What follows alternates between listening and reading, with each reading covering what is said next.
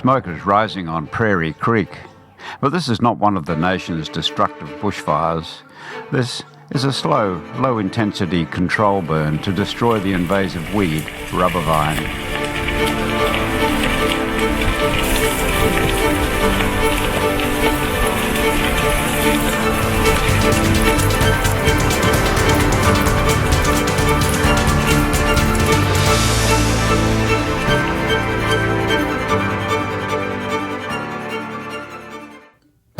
The flood event of 2019 caused widespread heartbreak with losses of livestock and infrastructure. The floods let loose a deluge of noxious weeds down the watercourses of northwest Queensland.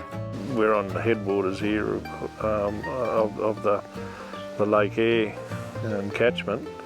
It's spreading via the water running downstream, so it's carrying the seed downstream.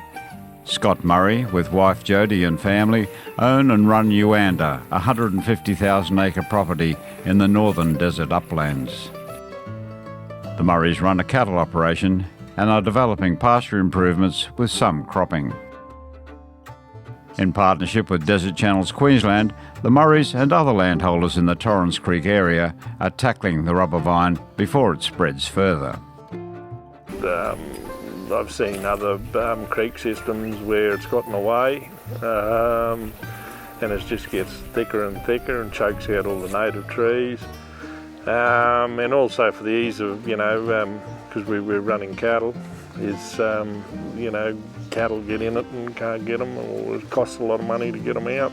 And yeah, it's just not good for the water system. The rubber vine has grown vigorously since the flood and needs to be stopped to control seasonal seed production.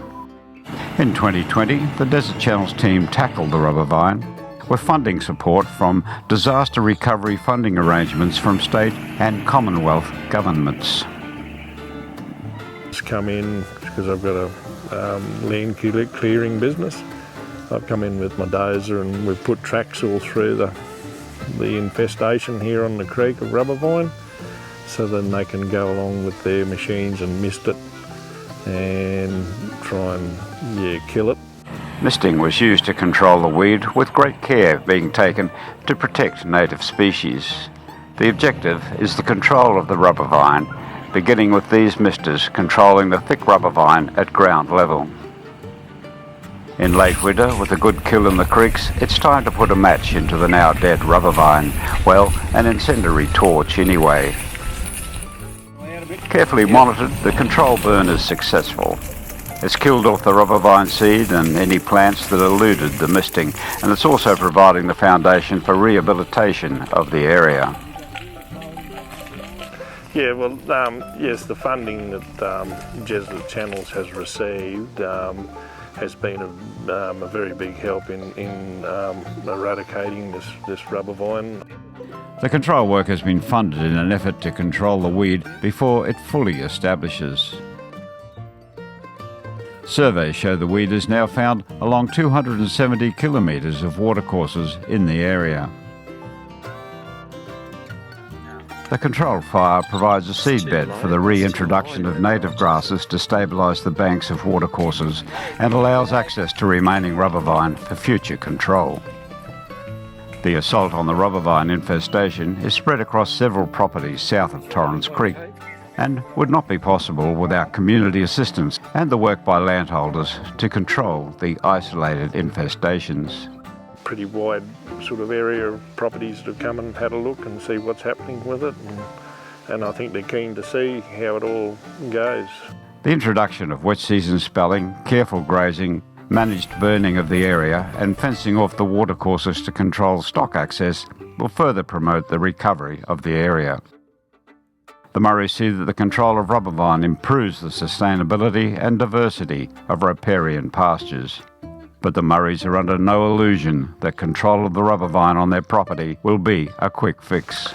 Yeah, I think working with Desert Channels, this is going to be a pretty important part of our, every year working with weeds, with them and the weeds, doing an eradication programs. I think, yeah, it's going to be ongoing from now on. A long-term investment in the future.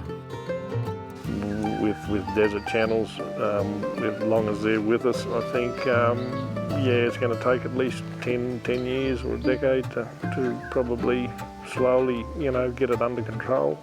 Now, with the first stage of rubber vine control completed, eyes turn to the approaching wet season to assess the success of the hard work carried out by everyone involved.